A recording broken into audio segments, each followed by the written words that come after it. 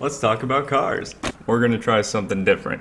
We're gonna talk about car news. I'm gonna try and do these weekly updates to keep you updated on all the new car stuff that comes out, and we'll see how it goes. Lamborghini has had a few issues this week, including all of their Aventadors are being recalled. Now, the reason they're being recalled is, well, they catch on fire. We've seen this come up multiple times before, where someone will be revving it while they're not moving, blue stuff comes out the back, and it catches on fire. The biggest reason that there's blue stuff coming out the back is because there's unburned fuel shooting out your exhaust. But what happens if that gas doesn't ignite? Well, it kind of sticks around. It doesn't just go away, it doesn't just evaporate. It's still there. If you have flames coming out the exhaust and there's still a bunch of gas fumes sitting around that haven't burned yet, well, it's gonna catch on fire. That's what's causing these fires. We have plenty of examples of this happening in the past.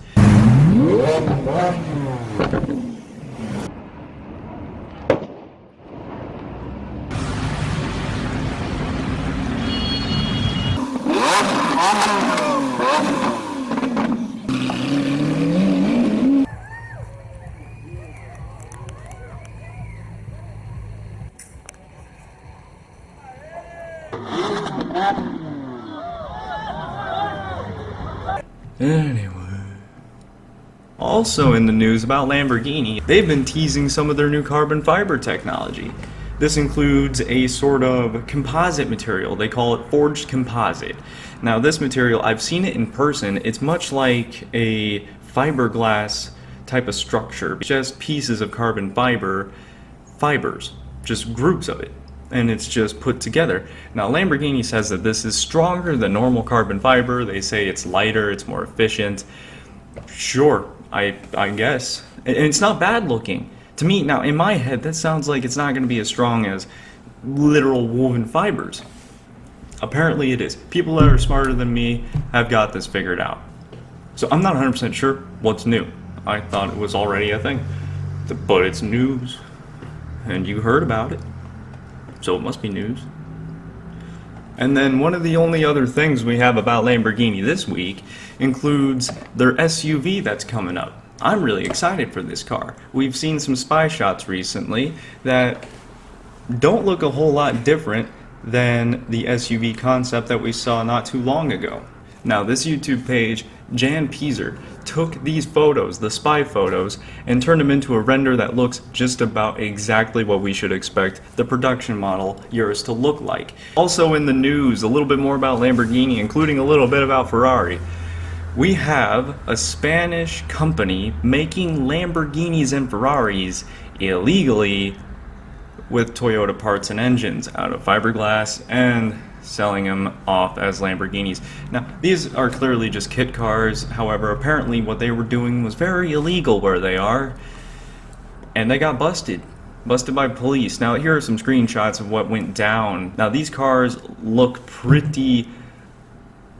they look like a Toyota MR2 with some fiberglass bits. Speaking of scams, Craigslist. We found a Bugatti Chiron on Craigslist. Some guy found it on Reddit. It's in Florida apparently. Apparently the guy is asking $1.25 million. How can he do this, you might ask? Well, he can't because it's not true. He says that he bought 2 of them and he only put 8 miles on one of them and is trying to sell it now. Spoilers, it's bullshit. It's not true. Also in the news about Ferrari, it will be replacing the F12 and its name is the 812 Superfast. Now, this vehicle is going to be special, and I think it deserves a Superfast name because it's the last naturally aspirated Ferrari V12. And that's special. Talking about impressive V12s, we have the Pagani Huayra. And what is it up to? Well, it lost its top. We have the new Pagani Huayra Roadster. Now, most of the time when you take a car and you take off the roof, you need to add a lot of structural integrity pieces to make it balance out, so it's not like a piece of cardboard and 2 bricks. So you have to add a lot more structural things in there to make it safe and sound. However, Pagani did something interesting here.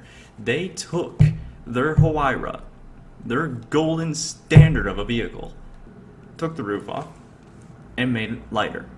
It lost 176 pounds dry. And the reason they can do this is because they have what they call a revolutionary composite chassis. And that means carbon fiber. They're carbon fiber stuff. Also going on, something that's really interesting to me, and I might rant a little bit now, but this one hits home because Mitsubishi has now announced their new Eclipse. The new Eclipse. You know, thinking about that, my mind starts going crazy about, you know, they brought back the NSX. They're bringing back the Supra, and now the Eclipse. Oh, what do they got going on? I need to know.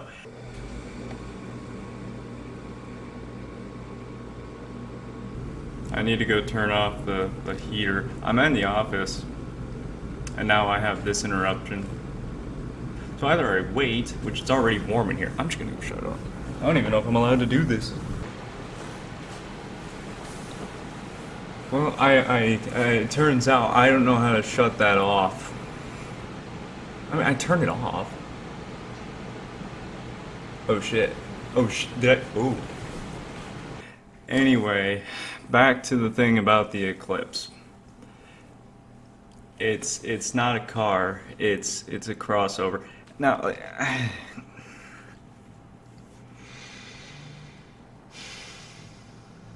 I don't get it. You see, Mitsubishi has been in a really interesting spot. They could have made something absolutely incredible. They could have completely digged themselves out of a rut. Now, we all know that they've been struggling for a long time now. So why couldn't they just... Okay, I can think of this two ways. One, they could have thought that this was going to be a great marketing idea to just come out with a new car, to bring back the Eclipse, do something entirely crazy, make it rear-wheel drive, do something, compete with the GT86 FRS BRZ. Like, a crossover. Genius crossover. Fucking crossover. But back to it, Top Gear. Returning March 13th. Hey, I'll take it. Also in the news about Top Gear, they have selected their new reasonably priced car, a Toyota GT86. I'm excited to see how that does. I mean, do they still even have their track? Because it was supposed to be demolished, wasn't it? Also in the news about Ferrari, the only street legal FXX is up for sale in the United Kingdom. It's expected to go for $12.5 million. Good luck with that. And finally, to wrap up this week, we have the world's first street legal flying car. Now, the car is called the PAL V, or the PAL-V. The asking price? $600,000. Yeah. Besides, aren't there like flying issues? Like, don't you have to have licenses for? It's a gimmick. Anyway, hey, that wraps it up for our first week of the news. I hope I can do this every week. If it takes off as well as I hope it does, hey, more to come. Don't forget to like and subscribe. It does help me out. I'm just getting started. I hope this goes somewhere. I appreciate you guys watching the whole thing, and we'll see you next time. The silver one. Oh, is that? Of course,